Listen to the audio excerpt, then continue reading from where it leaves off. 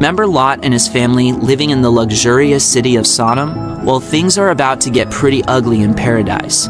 And it all starts with 3 men visiting Abraham at his campsite in Mamre. Except they're not men. 2 of them are angels, and get this, one of them is God himself. Even though they look like men, Abraham knows better. He bows before God and makes him and the angels the best cut of steak he has, and they eat it. I guess God's not vegetarian.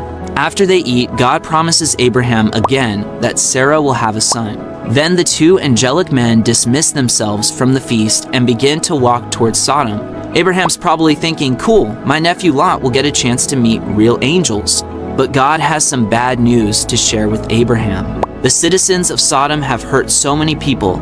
I have no choice but to destroy that evil city. Probably because he was concerned for his nephew, Abram tried to bargain with God. And as a result, God agreed to not destroy the city if there were 10 good people found in Sodom. With this agreement in mind, God departed from Abram and made his way toward Lot. But meanwhile, a mob was forming in Sodom, around Lot's house. The people of Sodom wanted to hurt the angels who had just arrived at Lot's house, but Lot wouldn't let the people in.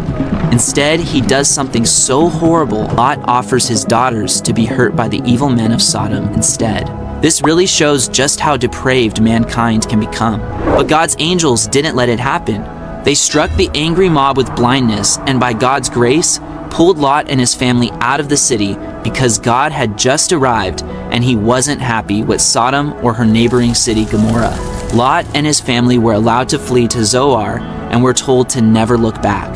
But as they do this, the Bible records one of the strangest verses in all of Scripture. Then the Lord rained fire and brimstone on Sodom and Gomorrah from the Lord out of the heavens.